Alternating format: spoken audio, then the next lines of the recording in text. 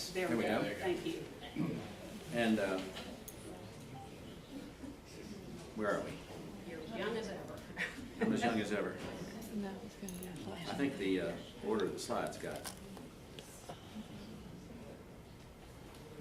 Well, anyway, today we're going to talk about secrets to a long life, long health, and sustained happiness. So once we get all that solved, we don't have any more problems, right? And but our big idea for the day is to make Savannah a blue zone city. And why would the Georgia Medical Society be interested in blue zones?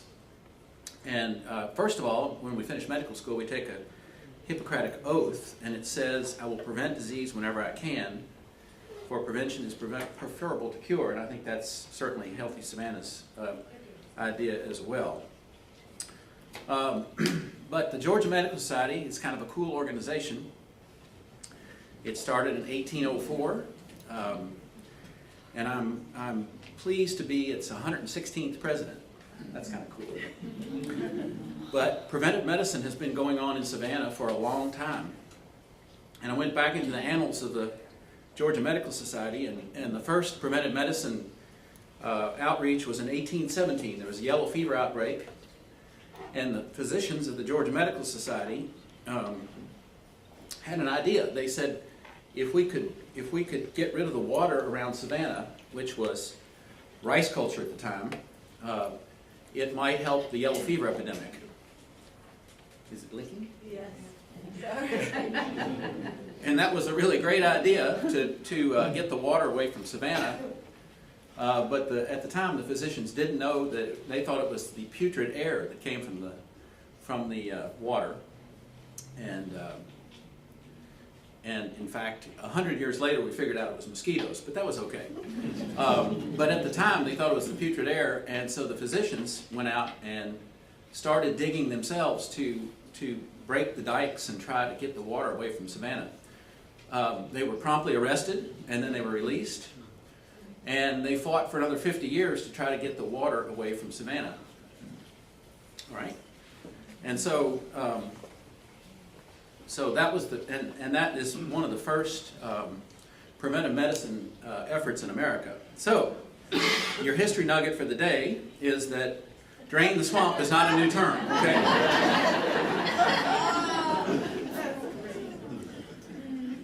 And so today we're going to talk about what is a blue zone. That's the biggest question I get. And I've given this lecture several times, and I've met several people who have heard the lecture, and their first question is, what's a blue zone again? So we're going to go over that today. You're going to know. Hippocrates also was big on diet, and I would say what you're going to learn today is that food and your environment and what you do in that environment is probably the most important things you can do for your health. But Hippocrates advocated the diet, let food be thy medicine and medicine be thy food. So I happened along to the blue zones. Dan Buettner went to Okinawa in the year 2000. And that started a quest. He's a National Geographic writer. And he noticed that there were very long-living people in Okinawa. And then he discovered, with a grant they studied all over the earth, and they found where the longest-lived people were. And there are 5 strange places: Loma Linda, California; Nicoya Peninsula, Costa Rica; Sardinia; Ikara, Greece; and Okinawa. And in those areas, people are 3 times more likely to live to be 100. And on average, people live 12 more years than U.S. citizens. So there's something going on there. So with the study, they tried to figure out that the blue zones all had some similarities, and they had some differences. The Loma Lindans ate nuts and had healthy social circles, and the Sardinians ate fava beans and drank their high polyphenol wine. But when we looked at all the common areas, they tried to drill down and get to the most important concepts, the ones that were common to all these areas. And you can see in the middle there: family, no smoking, plant-based diet, constant, moderate physical activity, social engagement, and legumes were common to all those areas. But each one of them was unique at the same time. Okinawa had all the women, the longest living women in the world, whereas in Sardinia they had the highest concentration of male centenarians. And in Loma Linda, strangely enough, Americans that lived 10 years longer than other Americans. So what are the common threads? So Dan Buettner boiled it down to the power 9. And we'll go through those 9 because, like I said, nobody remembers, so we're going to beat it into you today. And I would refer you to Dan Buettner's excellent TED Talk. It's a little dated, it's 2009, but it still is an excellent 18-minute summary of his work on the blue zones. So we'll go through these power 9, and a lot of times when I get finished with the 9, people say, "That's it?" And I say, "Yeah, that's it." And I'd like to tell you that if you're looking for something to have a long life and long health, it's right here. Okay, you might have fooled yourself into thinking it's something else, but there's centuries of wisdom baked into these power 9. And also, I like to say, as a physician, there's evidence-based medicine obvious in here that if you're looking for long health, then you can find it in the power 9. So let's go through them. Number 1, move naturally. People in the blue zones, they don't necessarily go to the gym, they don't do push-ups, they just do their life. They go up and down the mountains of Sardinia chasing their sheep. They fish in Okinawa, and the Loma Lindans are very busy. Here's a man who's 100 years old who is out water skiing. So they continue to move and move naturally. When you look at groups of centenarians, they do something physical every day. So find out what you like and get moving. Second, they have a purpose. In Japanese, that's called the ikigai. In Spanish, in Costa Rica, they call it a plan de vida. But the way we can translate it very simply is you have to have a reason to wake up in the morning. So here's a great-grandfather in Costa Rica who's looking after his great-grandchildren. Principle number 3, you have to be able to downshift. Americans don't stop. We stay on our cell phones till we go to bed at night. We cannot calm down, and you have to downshift somehow. Here's a Sardinian family having dinner out on the mountaintop. But there's lots of different ways to downshift. You can pray, you can meditate, you can take a nap, you can have happy hour like they do in Sardinia. But finding a way to do downshifting is important as part of the blue zones. Another principle, number 4, the 80% rule. And in Japanese, that's hara hachibu, which means when I begin to eat, I will eat until I'm 80% full and then stop. And so Americans don't dig that. They're too used to all-you-can-eat buffets and wholesale club, buy them high and pile them high and buy them cheap, and we have to realize that we don't have to eat everything on our plate. When we grew up, your mother said, "Clean your plate." Maybe we should rethink that, right? We should rather eat until we're 80% full and then stop. And also with the 80% rule is that most of the blue zones peoples eat their smallest meal of the day in the evening, and then they don't snack after that, as a general rule. Number 5, a plant slant diet. Now, notice not a vegan diet, that there's really no cultures of vegans when we look at all of the blue zones. The Seventh-day Adventists in Loma Linda, California probably get the closest because they advocate a vegan diet. But when you look at the health records of the Seventh-day Adventists, some of them are vegan, some of them eat a little meat, some eat a lot of meat. And in fact, there's been a lot of scientific studies following the Loma Lindans. And when you look at rates of things like colon cancer, it correlates perfectly to the amount of animal fat and animal protein that they consume. So Most of the Blue Zones people eat some meat, but they don't eat it like Americans. Another author that I follow is Michael Pollan, who wrote The Omnivore's Dilemma, and the opening line of his book is very simple, and it's very profound, and it fits into several of the Power 9. He says, eat food, and by that he means eat real food. If your great-grandmother wouldn't recognize it as food, don't eat it. Second line, mostly plants. And by that he means mostly plants. And like the 80% rule, not too much. So I read that 10 years ago and I said, oh, let's forget about that mostly plant thing. I think we can work around that. Can't we do like grass-fed, whatever? But my years of study with diets, mostly plants, is the way it is. Our dear President Bill Clinton had coronary bypass surgery, and he continued to eat his fried chicken and macaroni and cheese. And his coronary bypass grafts were blocked off, and he had them stented open, and they said, last chance, buddy. And so he changed to Dr. Caldwell Essenson's diet, which is a very plant-based diet. And actually, that's been demonstrated that you can reverse heart disease with a strict plant-based diet. So when you talk about, I don't want breast cancer, and I don't want colon cancer, and I don't want prostate cancer, and I don't want cardiovascular disease, look at the plant-based diet, mostly plants. Our dear President Thomas Jefferson was a plant slant diet guy. He said meat he uses as a condiment for the vegetables, which constitute my principal diet. And Thomas Jefferson lived to be 83, which for his day was pretty good. You know, the average lifespan for someone in 1800, 35. So yeah, he was above average. And then we look at the carry of grease. When you look at the pie chart there, you can see that the first 5 things on there are plants. They do eat meat. They do eat fish. They eat very little sweets. It's mostly healthy plants. Principle number 6, wine at 5.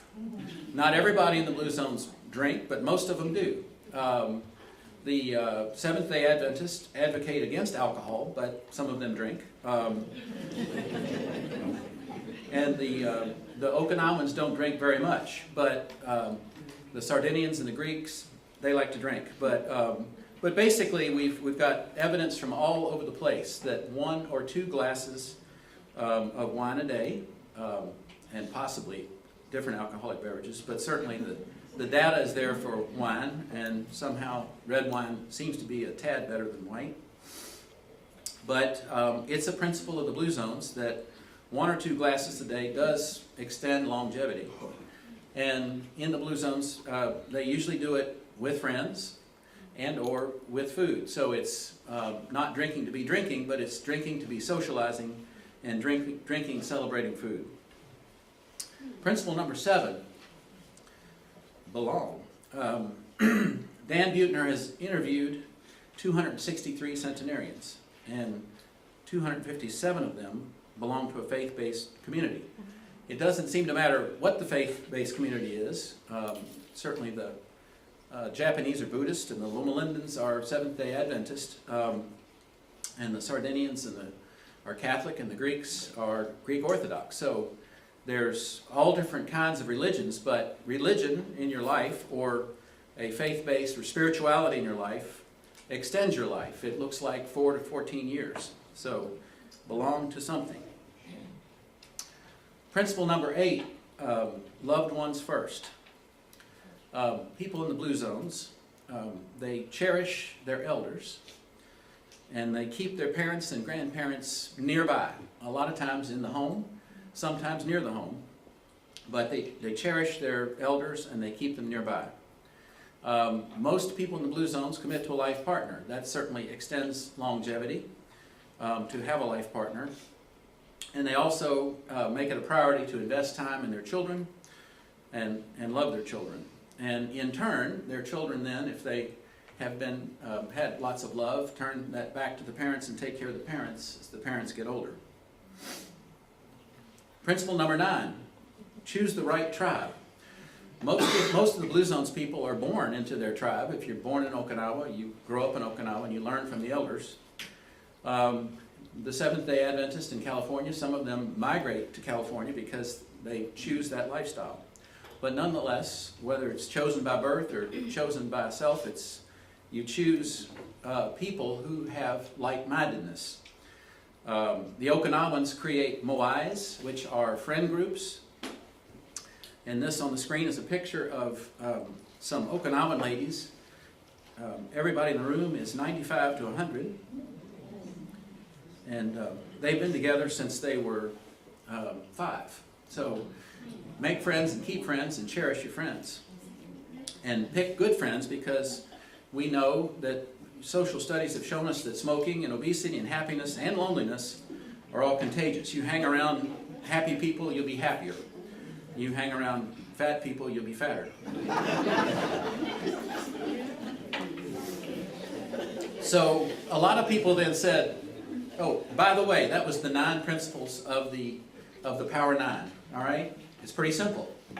Do you have a better solution? If you do, you can talk to me afterwards. But these are pretty good program for living a long life. But we don't want to live just a long life. We want to live a happy life. And so Dan Buettner's latest work is The Blue Zones of Happiness, a book that just came out this year.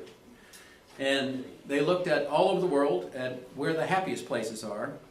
And I put the legend up first because you can see GDP, it helps to have some financial success, social support, healthy life expectancy, the freedom to move around and make life choices, generosity in a community, the perception of corruption or absence of corruption, and the dystopia. I had to look that up. Dystopia is the opposite of utopia. So if you are in Syria and don't have any electricity and don't have any food and you're getting nerve gas, you probably have some dystopia. So where are they? The Scandinavian countries typically come in, they do these surveys through Gallup annually, and the Scandinavian countries typically have a lot of social awareness, and you know, people say, yes, but they're socialists, for heaven's sake. And they do have free education, and they do have free health care, but I must say, having been to Scandinavia, you notice that Scandinavians aren't as grabby as Americans. Standing on the street corner of Stockholm, there was a crowd on both sides of the street, and I saw that it was a little side street, there's no car coming. I thought, why can't we cross? And there were 200 people on both sides of the street. They waited for the walk light, because everyone stays in the system in Scandinavia. They work with the system, so they obey the rules, and that makes it work better for them. You might notice that the United States is down there, number 18. That's not too bad on the list, but could we do better? And I'd say, yeah, we should look at that. When we look at the bottom of the list, we see bad places in the world like Yemen and Rwanda and Syria and Liberia and Afghanistan, and you can see that the corruption and the dystopia are heavy in the dose of why they're at the bottom of the list. But then if we look at the United States, the happiest places seem to be Colorado, California, and Charlottesville, Virginia. Places where there's a good social system, where people are engaged in their community, where they have a nice place to work and play, and I suppose they're around like-minded people. But we didn't make the top 25. And for the sake of brevity, I'm just going to tell you that Dan Buettner has a Power 9 of happiness, which overlaps with the Power 9 of longevity in many ways. But just very briefly, this Power 9, love someone. That if you have a life partner, that you'll be happier. Have an inner circle. Cherish your friends. Find 3 friends that mean a lot to you and cherish them and take good care of them. Engage in the community. Get active. Do things. Learn likability. That's an interesting one. Basically, introverts, you have to practice being likable. And so you have to get out there and find friends and practice being extroverted even if you're not extroverted. Move naturally, right off the other Power 9. Look forward. That, you know, people who are happy have something to look forward to, and they plan, and they make plans and execute them. Sleep 7 hours or more. So you have to work at sleeping 7 hours or more. You just can't do it. You have to think about cutting off the caffeine, and you have to think about exercise during the day, and watching out for naps and all that sort of stuff. And shape your surroundings. Some of this is in your hands, that you can shape your work and shape your home and shape your finances and create happy spots. And again, pick the right community. That you need to pick like-minded people.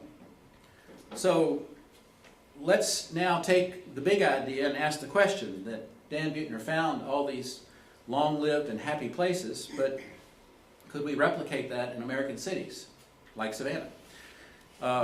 And should we measure that? And the answer is yes, if we're going to prove that what we're doing is a good thing.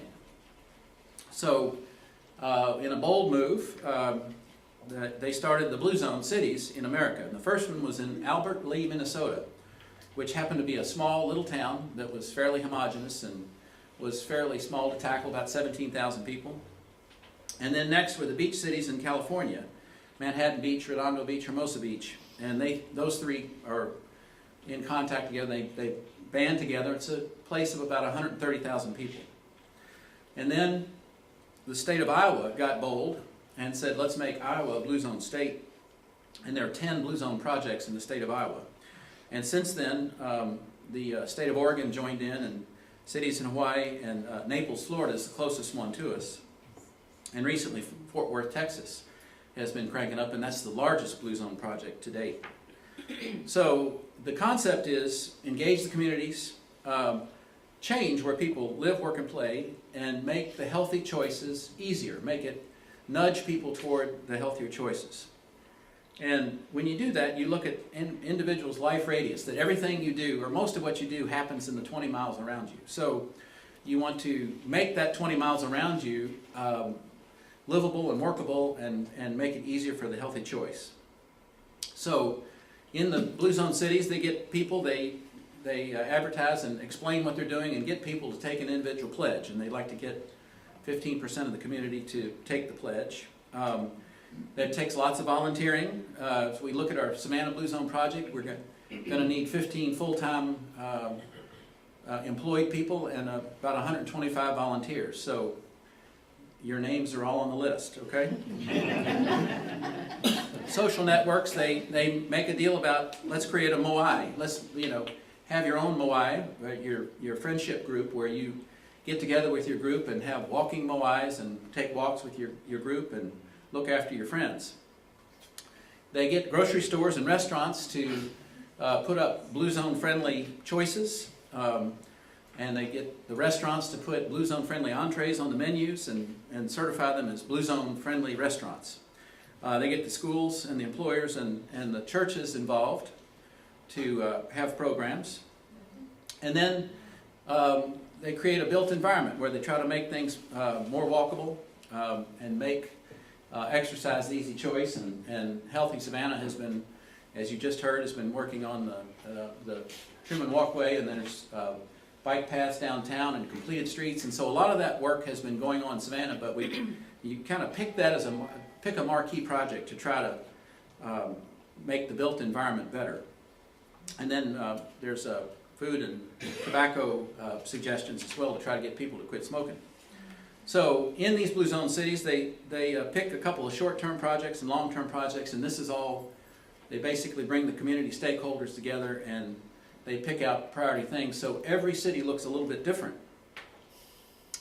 And so there are some ideas like walking school buses, where instead of taking a school bus, that they get volunteers, sometimes retired people, to walk with the kids and create a safe walk to school rather than taking the bus.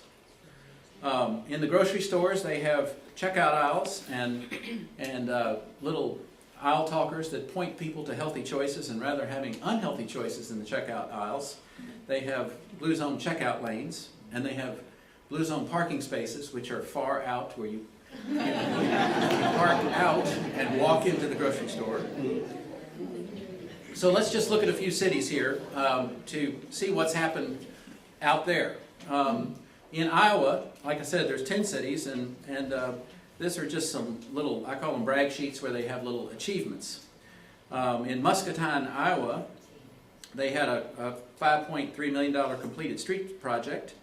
They created a lot of public gardens. It's a good way to get exercise and feed yourself. So more community gardens that are coordinated. They got most of the grocery stores to agree to be Blue Zone's grocery stores. And then on their riverfront, their marquee project was that they had a lousy riverfront, and they changed the and redid it, spent $100 million. They got a grant and working on a $100 million renovation to make the area more livable. Lea Minnesota, the very first Blue Zones project, that started in 2009, and it takes funding, and it had a lot of funding partners. The Mayo Clinic Health System was a big one. But they had community garden plots. They stopped selling pizza to raise money and got people walking to raise money. They put healthy options in the city vending stands and did all the measuring. And their marquee project was a community boathouse, to where people could then have easy access to kayaks and canoes and paddleboards and snowshoes. And they did a 18-hole frisbee course that was donated to the city. They had walking school buses, walking moais or walking friend groups, Blue Zone checkout lanes, a lot of neighborhood picnics and social events, restaurant certifications, worksite wellness, where they worked with employers to make the worksite a healthier place, and they worked on a completed street policy to get, and certainly Paula and the Healthiest Savannah have been working on that.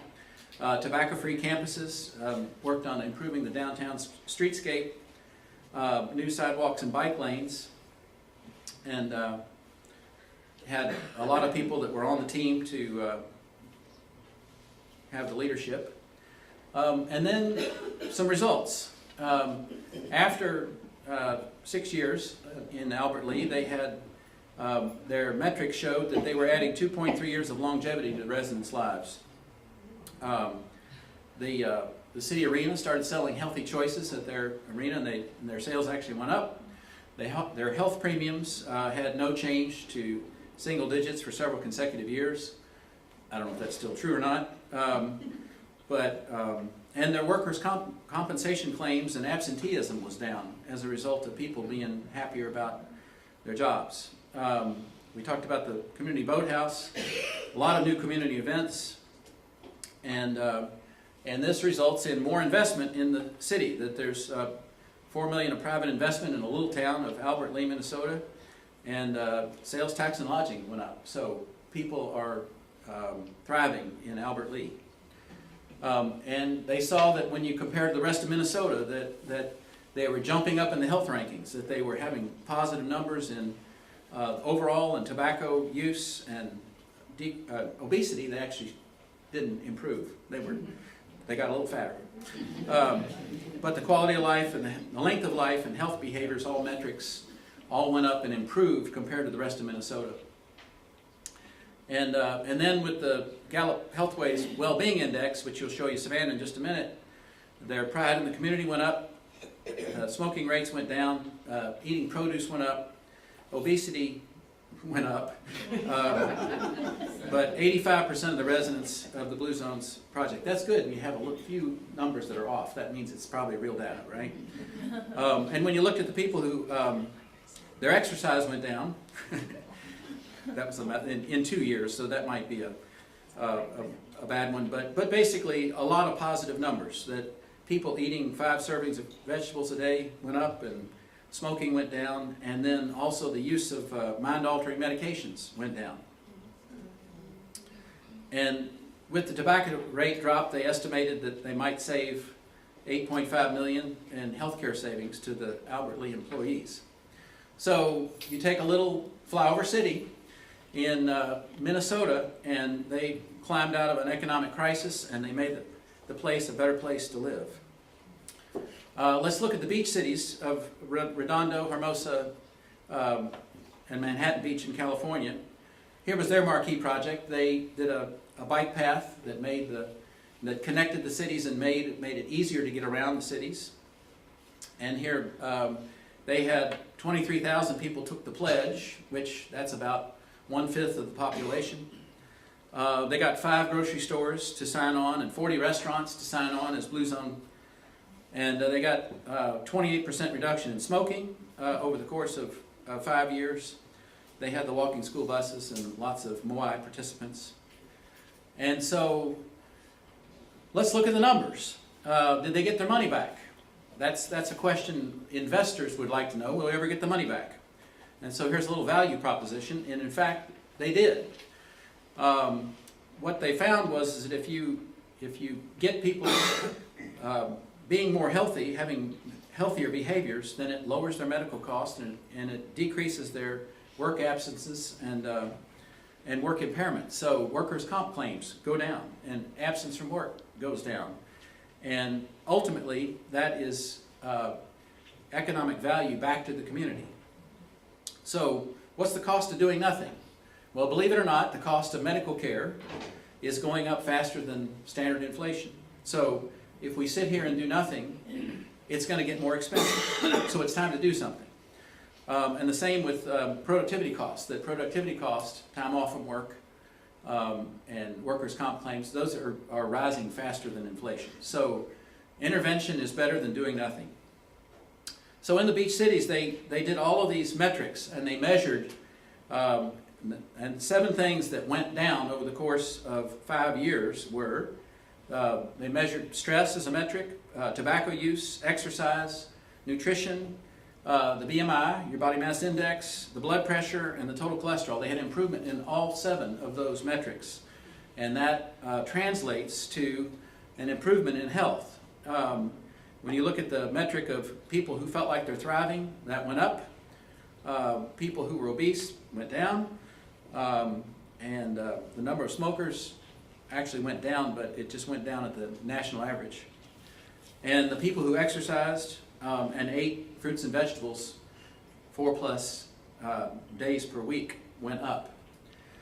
And so they were able to translate those into actual medical savings. So when you look at the medical value of all of those things, you know, lower cholesterol, lower blood pressure, that translates into fewer events. And when we look at the 5-year value of the medical savings, it was $21 million, and the productivity savings, $21 million, a total value of $42 million. So in the beach cities, they returned $42 million back to the community and project that over 10 years, it could be $125 million. So where are we now, Savannah? We have some barriers to success. And when we look at our community, poverty, racial divide, interferes with progress. Deep South cuisine, you cannot stay healthy eating pulled pork barbecue and fried chicken for the rest of your life. And then there's tradition in Savannah, and that's a good thing, but sometimes that translates to a great resistance to change. So when you look at the well-being of U.S. cities, there's 180 of them, and 190 of them, and Savannah's 161st. We could go up, couldn't we? We got nowhere to go but up. And when you look at Georgia, it comes in, it's over there 41st. So we could go up, where there's room for improvement. So my big idea was, could we make Savannah a Blue Zone city? And let's think even bigger, could we make Georgia a Blue Zone state? So in 2015, Tony Buechner happened into town and gave a presentation to 41 stakeholders, and nothing happened. And I got interested in this in 2016, and we adopted as an initiative, and I presented to the Georgia Medical Society, and then Tony came back in 2016 and presented to the Georgia Medical Society, and nothing happened. People said, well, who's going to pay for this? So we looked at the budget of doing this, and it cost probably about $5 million. But now that we look at the beach cities and we say, let's see here, $42 million in return for a city of 130,000. Could we get a return of more than $42 million back for an investment of $5 million? And the answer is yes. Is that expensive? Yes. But if you compare that to the cost of doing nothing, it only gets worse.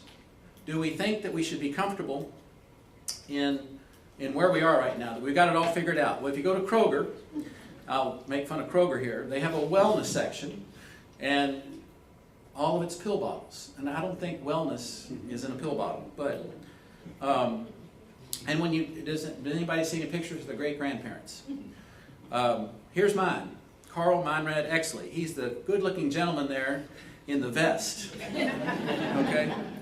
And for all you Savannians who, there's Exley family here in Savannah, E-X-L-E-Y, I got two bad news. Two things of bad news. Number one, Exley is spelled O-E-C-H-S-L-I. That's the German spelling. And the other bad news is that I might be your cousin. But look at that man. He's thin, he's fit, and his brother, the potato farmer, is on the left. And you might say, well, who's the fat guy on the end? He owned the pub, the first beer garden. So as we fast forward to today, I was in Brooklyn and I had my beautiful family with me, and some amorphous blob stepped in and photobombed the picture. I couldn't believe it. So we're all at risk for obesity. And if you think we're winning the war on obesity, I would say we're losing. Do I have 3 minutes? Yes. Well, let me just, I'll make it short. And when you look from 1990 to 2010, we have been getting fatter, and I'll run the video if I have time. And we have opioid deaths are coming at a rapid rate. But we do not have this figured out. We need some form of intervention. We need some form of preventive medicine. So I would say, Savannians, we're losing the war on health. And we need a proven pathway toward long health, long life, and happiness.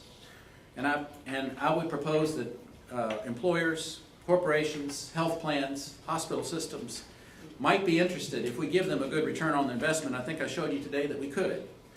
And the Blue Zones gives us an evidence-based approach for us to make a healthier, happier, longer lives and make Savannah a more livable city. So, the last time I gave this talk, I said, like us on Facebook, and I had got, 200 likes.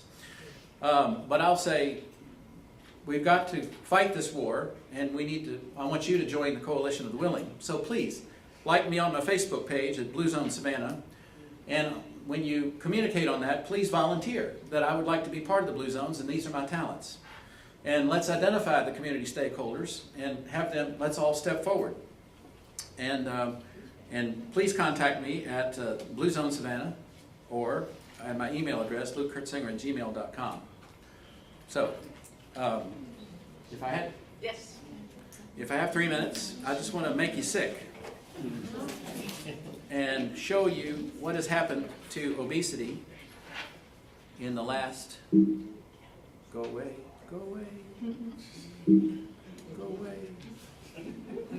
it's new in PowerPoint tonight. Here it is. So, here is the CDC puts out what's going on with obesity, the people with a BMI over 30, and it's a continuous thing here. 1989, 1990. Watch, as it gets darker, we're getting fatter. 1992, 93, you see West Virginia and Mississippi will lead the way. 1995, 1996, Colorado will be the last one. 1997, 1998, 99, it's going to get worse. It's going to get redder. 2000, there's Mississippi. There's West Virginia. 2003, 2004, it's getting worse. 2006, 2007, 2009. So we just can't do nothing. We just can't sit here and do nothing. We have to do something. So I suggest that you join the war on obesity and on bad health, and we will make Savannah Blue Zone safe. Thank you.